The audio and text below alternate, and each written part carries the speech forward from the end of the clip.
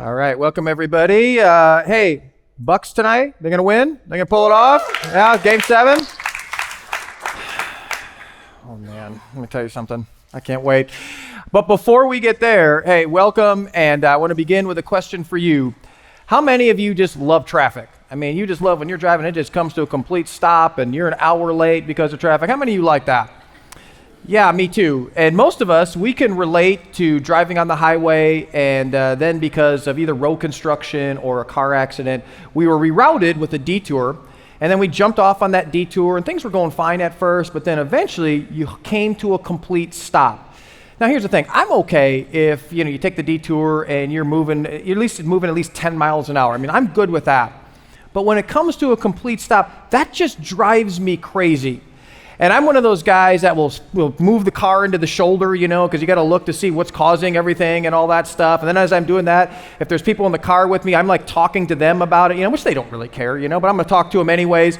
And then I even begin to doubt my faith in God. It's like, God, if you were good, why would you allow traffic stops in this great world that you created? Now, here's the thing. I love movement. And when there's no movement, I want to know why things have stopped. Now today we are wrapping up our Detours series where over the last few weeks we have been looking at a very real reality. That the path of our lives is not a straight line. You see, I would guarantee you none of you has a story where it was like, okay, at one point I was here and then this is the plan that I had for my life and then everything turned out exactly the way I planned. None of us has that story. Rather, the path of our lives is a series of unexpected and unplanned detours. No one plans to get married and then get divorced. No one looks into their future and goes, man, I can't wait for that addiction to come into my life. No one looks at their finances and thinks about a bankruptcy. And no one thinks about loss or sickness or failure or rejection. But the reality is these detours are a part of all of our lives. And so over the last few weeks, we have been looking at this idea of detours through the lens of the life of a guy named Joseph. That when we look at Joseph's life, we see that his detours were just so challenging and so painful in a lot of ways, that when we read his story, it kind of makes us feel better. You kind of look at his and then look at ours, you're kind of like, I kind of feel better about myself now looking at Joseph. And it's been by learning through Joseph that we are learning how to thrive in the midst of detours, because if Joseph did, we can as well. Now today what we're going to do is we're going to look at the number one reason that we can't move past a detour. And I'm going to tell you up front, this is not a popular topic, but it's important if we're going to move past some of these detours that we're facing in our life. You want to know what it is? Number one reason? Here it is. Forgiveness. Forgiveness. Now, why forgiveness? Because in some of our detours, there is someone, and the decisions that someone made is causing us to be in the detour that we're currently in. Someone hurt us, and so there is a name associated with that detour. And so the question that we need to ask ourselves is, what do we do with that hurt? Now, there are a lot of reasons, okay? And there are a lot of responses for this. But here are 3 of the most common responses we give to this question. One response is we just avoid it or fake it. Now, we've all done this, okay? We're kind of being around that person, and we just pretend like everything is okay. It's like, how you doing? Well, I'm doing great, But then internally you're thinking, man, I had wished that your car would have broken down instead of you coming to this meeting. Another way we respond is we self-medicate. And this is where we look for all sorts of unhealthy outlets to just numb that pain. And you don't need me to go into many of those outlets because we know what they are. And then here's another common response. We try to control it. This is where we answer the question, or we ask ourselves the question, what do I need to do to make sure that person or no one else hurts me in that way again?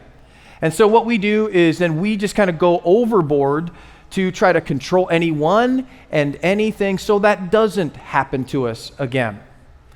My wife and I, we have 2 sinks in our master bathroom. And my sink is always clogged because I let our 2 cats drink out of it all the time, and she never lets the cats drink out of it. So hers is never clogged. And so here's what will be happening. We'll be in the bathroom and we'll be brushing our teeth, and I'll have the sink on and the water is just kind of filling up because mine is clogged. And then she'll say something like, when are you going to fix your clogged sink? And then I'll look over at her and I'll say, can I use your sink? And she'll say, no. And so we'll kind of go back and forth. And then eventually it gets to a point where we got to fix my clogged sink. And so, if you ever fix a clogged sink, you know how that goes. You pull the drain out.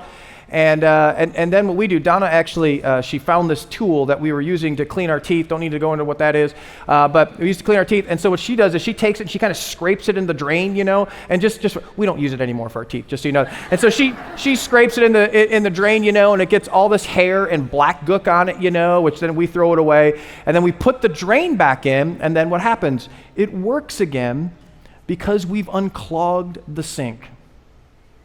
Unforgiveness of any kind clogs us.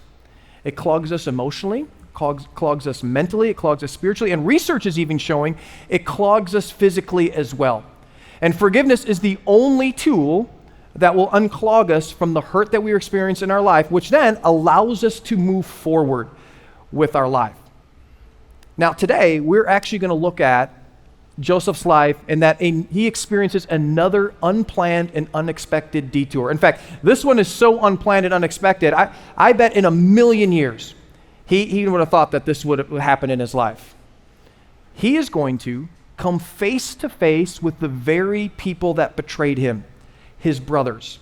And he is going to wrestle with a very painful question. What do I do with the hurt that I thought was behind me years ago?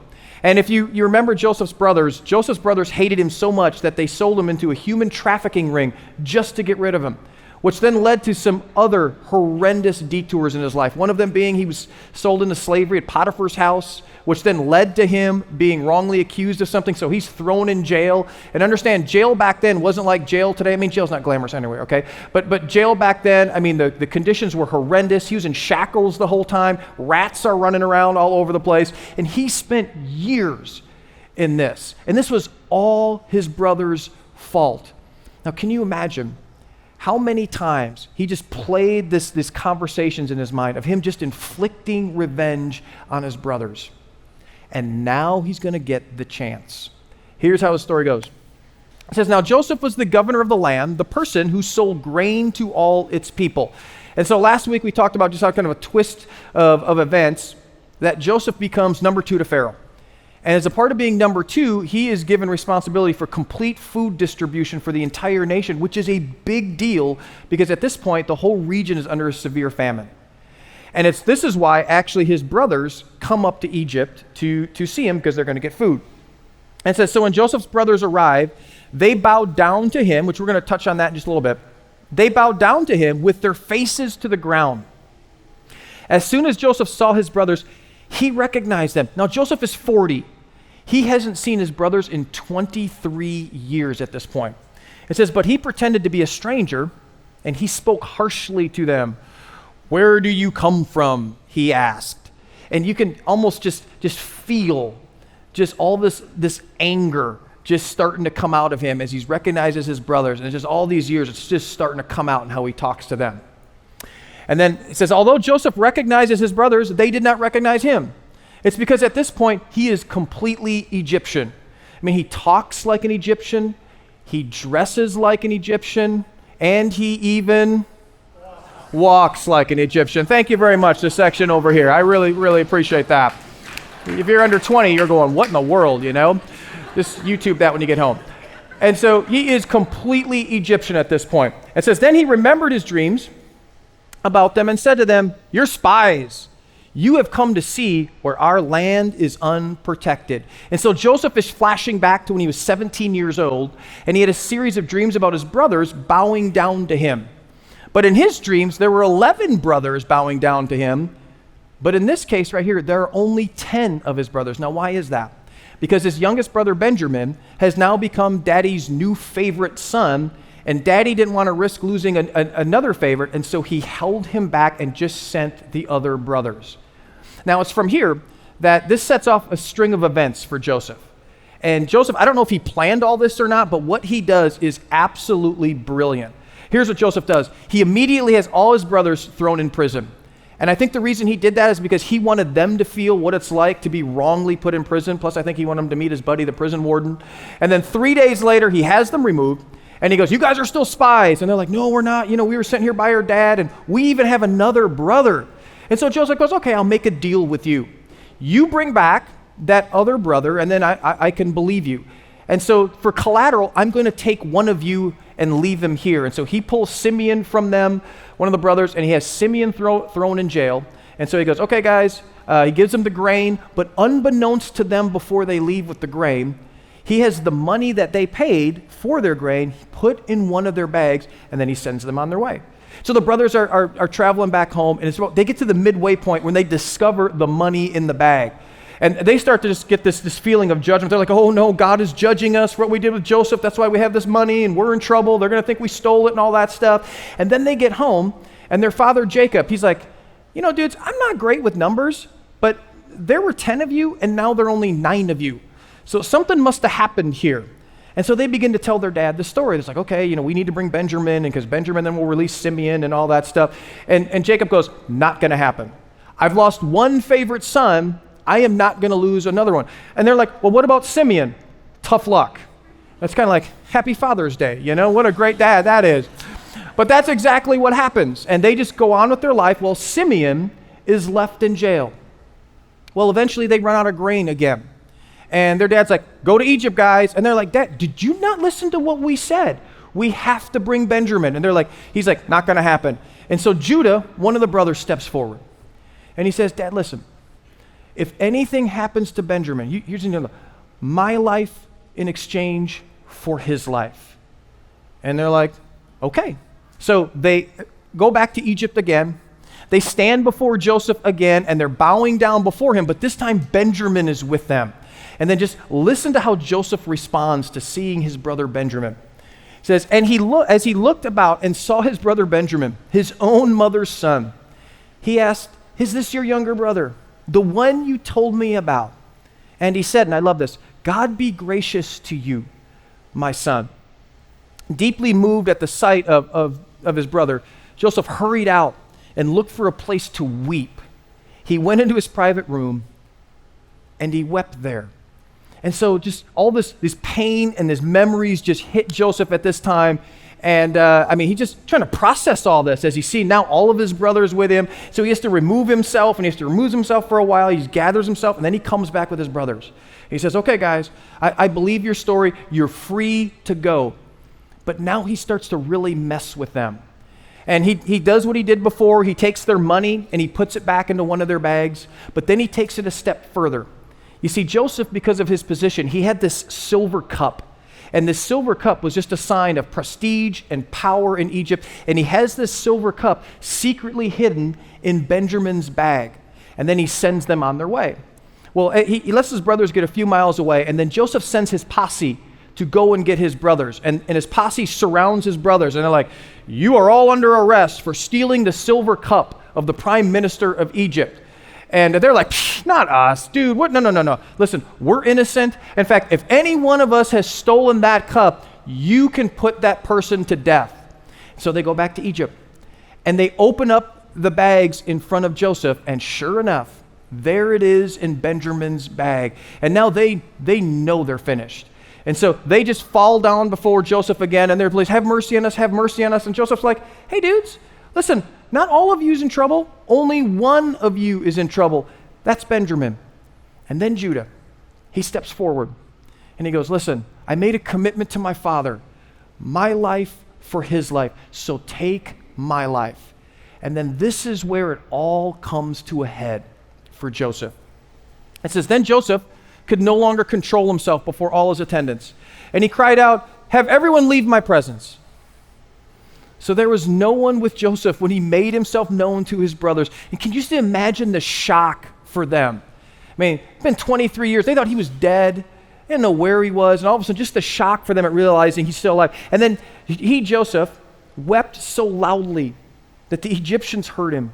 And Pharaoh's household heard about it. Once again, just all this emotion is just being released from just all this time. And then it wraps up with this. Then Joseph said to his brothers, come close to me. When they had done so, he said, I am your brother Joseph, the one you sold. And we looked at this at week 1. We thought there's 3 causes of detours in our life. And one of the causes is the decisions that other people make and that they have a ripple effect. and can create detours in our life. And so Joseph just calls that out. He says, hey, you guys, you just want to know, part of this is on you. And then he finishes up with another cause. And now, do not be distressed and do not be angry with yourself for selling me here, because it was to save lives that God sent.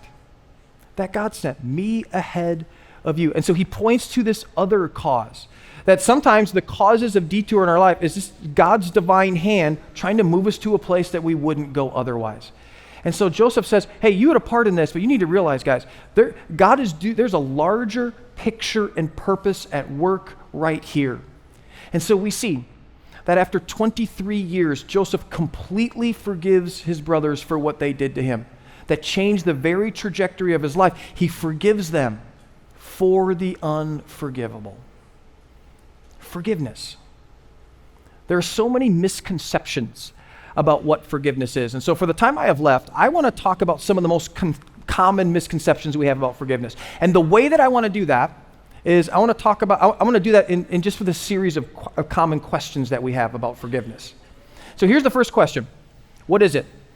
Really, what is forgiveness? Now, the word forgiveness in the New Testament literally means this. It means to pardon. Now, I think most of us know what a pardon is. Years ago, this is before I was married, I was living in this apartment complex down in Florida. And it was a big complex, but there wasn't a lot of parking. And so what would happen is that the last person home for the night would park in this handicap spot that was right in front of the apartment complex. And they would get up early the next morning and move it. And so on this particular night, I was the last one home. And so, I parked in the handicap spot and then, went to bed. Then I got up early the next morning and I look at my car and there's this huge sticker just slapped on the window. And I don't know if they still do this now, but it's slapped on the window. And just to add insult to injury, you have to take like a blade, and chip that thing off, so you just can think about it and be embarrassed in front of everybody, as they look at you and all that stuff. And the ticket that they sent was $250.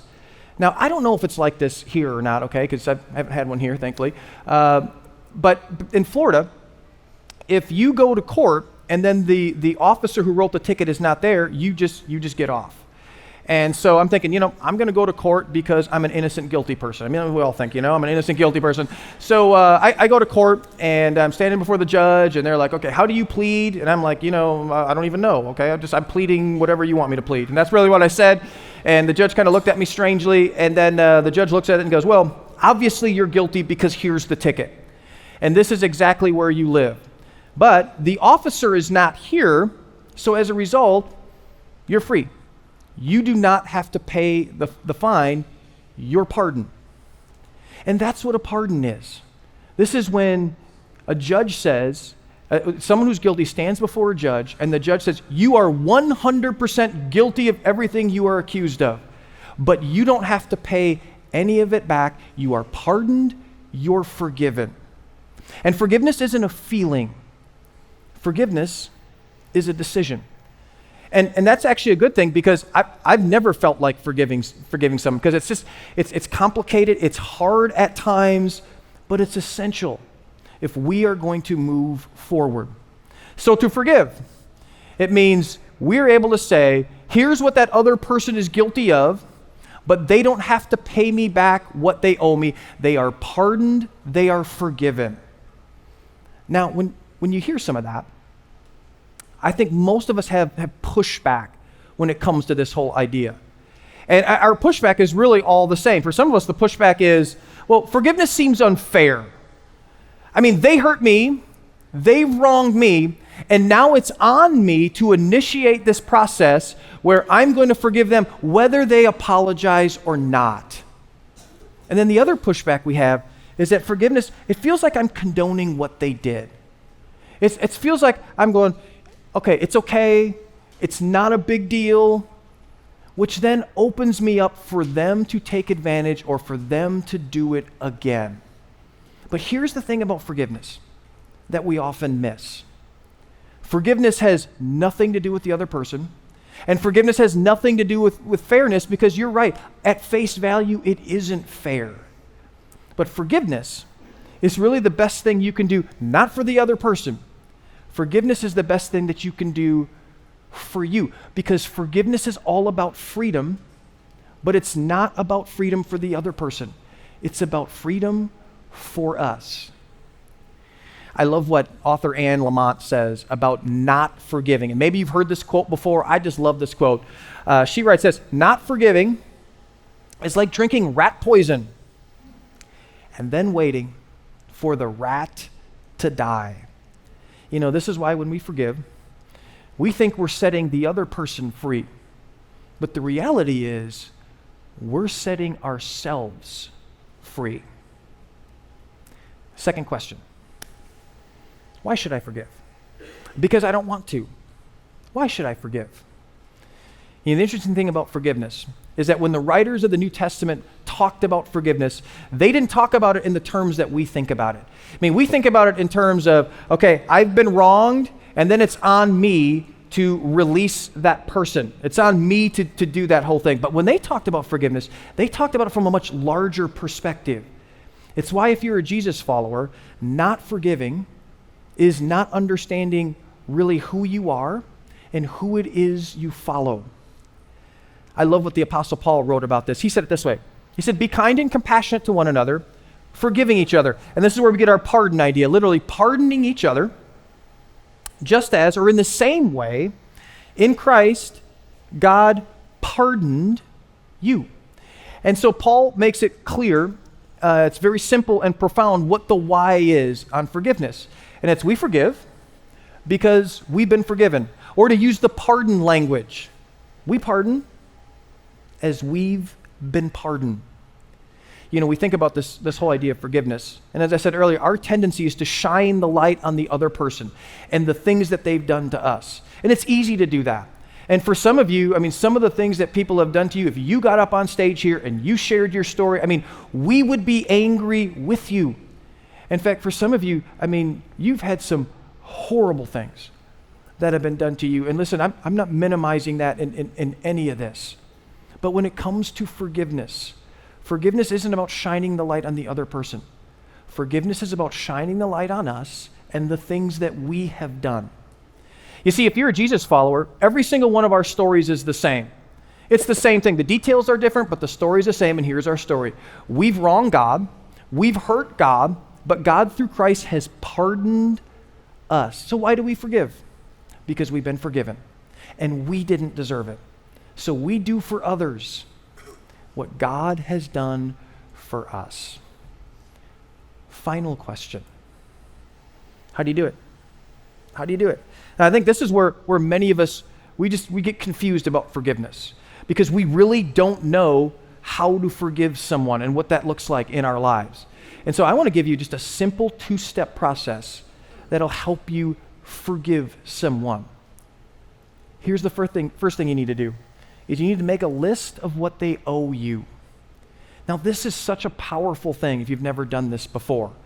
You know, this is why some of you, you're thinking, well, I've forgiven that person or I've tried to forgive that person, but I don't feel any different. I feel the same as before. And let me tell you why you feel that way. Because you've forgiven generally. You need to forgive specifically. You see, for a pardon to be complete, you have to make a list of the specific crimes, and then you have to set them free from the consequences of those specific crimes, which means we have to take time to fully embrace what they owe us. You know, one of the, a great exercise that I would encourage you all to make a part of your life. I mean, this is a part of my life rhythm, and I'll tell you why in a minute. But to make a part of your life is you take out a pen and you take out a piece of paper, and then you answer this question. What exactly has that person taken from you? What exactly does that person owe you? They owe you your childhood? Do they owe you a marriage? Do they owe you your innocence? Do they owe you money, reputation, the truth? I mean, what is it that they exactly owe you? And you just specifically start to make that list. Now, when you start to make that list, you'll discover 2 things. The first thing is that your list will be a lot longer than you imagine. Can you imagine Joseph's list and how long that thing was? And the other thing you'll discover is that many of the things that they owe you, they couldn't pay you back anyways. I mean, think about Joseph for a minute. How does he ever get his childhood back? How do you get a first marriage back? How do you get your innocence back? In some cases, how do you get your reputation back? I mean, how do you get some of these things back? The reality is, the damage has already been done. So why would we want to hold a debt over someone that they can't repay anyways? So we make a list of what they owe. Then here's the second thing we do. You decide. And I say decide because remember, forgiveness is a decision. It's not a feeling. It's a choice. You decide, you don't owe me anymore. You don't owe me anymore. So you take that list, you put it in an envelope, you seal the envelope, you write pardoned on it, you put the date on it, and then you set it somewhere where you have access to it. And the reason why I want you to do that is because forgiveness is a process. And as those feelings of anger and hurt come up again, and they're going to come up again, you take that envelope out and you look on the outside and go, no. I pardon them on this date. No, they're forgiven. Forgiveness is the beginning point of the healing process. And like any hurt, it takes time to heal. And here's the other thing with it. And this is why you need to make this just a part of your life rhythm. For some of you, the people that you're going to forgive are still the people that you have interaction with on a daily basis or on a regular basis. And they're going to hurt you again. And so forgiveness isn't one and done. Forgiveness is, oh, okay, they did this again. They owe me again. I need to go through the process again. I need to do it again and again and again. I do that. You're going to need to do that as well. Throughout the series, I've been sharing with you a pivotal detour in my life where I got let go at a church that I was at. And there was just a lot of dishonesty and stuff about the whole process. It was really a bad process. And they said they were going to let go of 7, but they let go of 37. And there was a lot that went into that. And as the one of the things that really angered me the most about what they did was the person that made the decision, the lead pastor at the time made the decision. On the day of, he decided to go golfing when all that was going down. So he wasn't even on site when that happened. Well, a few years later, I got to have lunch with him. And so we sat down, just the two of us, and I shot straight with him. And I just said, hey, you know what? You're the lead guy. You could have whatever team you want around you. That's not a big deal. I get that. That's part of it. But here's the thing that was really hard for me. One is you were dishonest about it. And the second thing is that you knew that when your team was going to be hurting the most, you weren't even there for them. You were off golfing somewhere. And I said, as a leader, I just can't even imagine doing that. Well, he apologized, and as we just kind of talked through things, I got to be honest with you, I wasn't angry, wasn't anything, and I walked away. We actually had a good lunch together and all that stuff. And here's why I wasn't. Because years ago, I did the hard work of making the list, setting him free, going back to it. And I was angry. I still remember when I first did it. There's anger. And the more I did it, the anger lessened and it lessened and it lessened until it finally got to a place of full healing. And here's the thing. The same thing will happen to you. But you're thinking, yeah, but Mark, how long is it going to take? It all depends on the level of the hurt. The deeper the level of hurt, the longer it will take. Now, just because you forgive someone doesn't mean you go back to make things being normal or like nothing ever happened. There's a difference between trust and forgiveness. Years ago, we had some family members watch one of our kids who was on prescription meds at the time. And so they watched one of our kids for a couple of weeks and gave them the meds and told them why they were on the meds and all that stuff. Little did we know, they didn't believe in those meds. They didn't tell us, and so for that entire time, our kid didn't get those meds. Now, we have forgiven them for that. But I tell you what, we wouldn't dare trust them with one of our kids. You see, we can forgive. That's our part to things. But there may be a ripple effect where trust may need to be restored in a relationship, and that may take time, and there may be some relationships where trust can never be restored. And listen, if you're in an abusive situation, you get the heck out of there right now. But the reality is, you still are going to have to get to a point where you must forgive. So let me ask you, who do you need to forgive? Who do you need to pardon? Here's the thing, every single one of us has somebody. Who is that for you? Is it an ex-spouse that blew up a family? Is it a current spouse?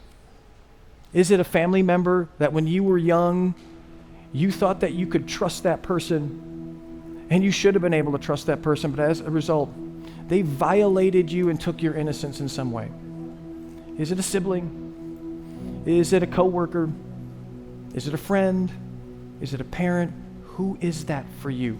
Who do you need to pardon? And what I want to do as I wrap up is I want to begin the process for us.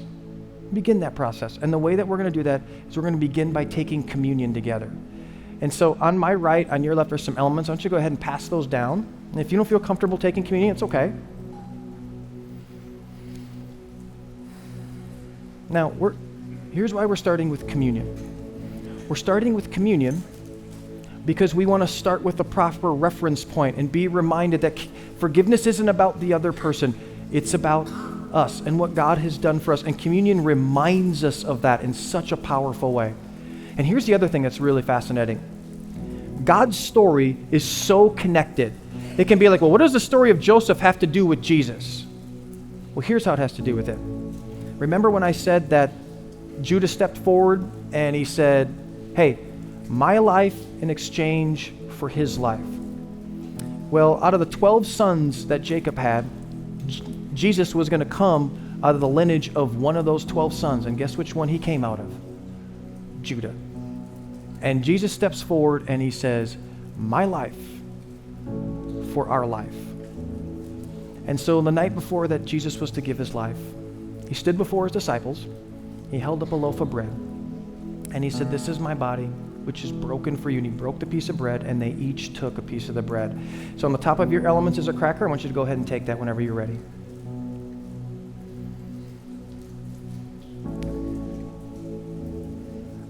And then when they were done, he held up a cup of wine, and he said, this wine represents my blood, which will be shed for you for the pardoning of your sins. In the bottom is some juice. Go ahead and take that. And then I just want you to begin to sit at your seat and begin to wrestle with God about who it is you need to forgive.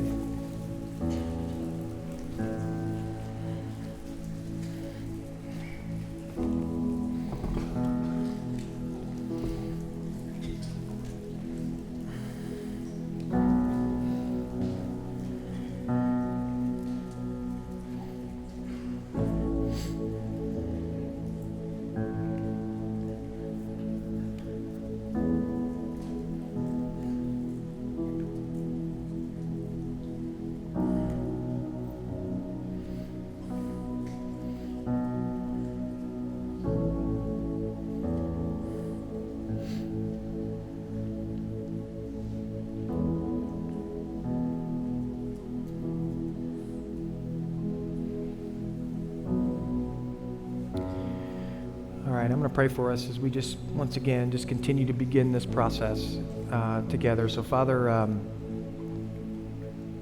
every one of us, whether it be something really, really painful or maybe something not as painful, but the reality is every single one of us has been hurt. Where someone wronged us, and as a result, they took something from us. And as a result, they owe us something. Father, I pray that we would have the courage to begin to wrestle through that now. And the reason is, God, is what we don't realize is as easy as it is to hold on to that hurt, the more we hold on to that hurt, the more we imprison our lives to that hurt. And so, Father, the people that come to mind, Father, I pray that we'd begin to just make that specific list of what they owe us, what they've done to us. And Father, there's some deep stuff. There's some hard stuff. There's some horrible stuff. May we just come clean with that and have the courage to come clean with that. And then, Father, as you have done for us, may we go, you don't owe me anymore. You don't owe me anymore. I will not be imprisoned anymore to that. And God, in doing so, where your Spirit is, there is freedom. And we know where your Spirit is, there's forgiveness. And that we know will set us free. So, Father, across our church, I pray that there would be freedom experience from the hurts of the past.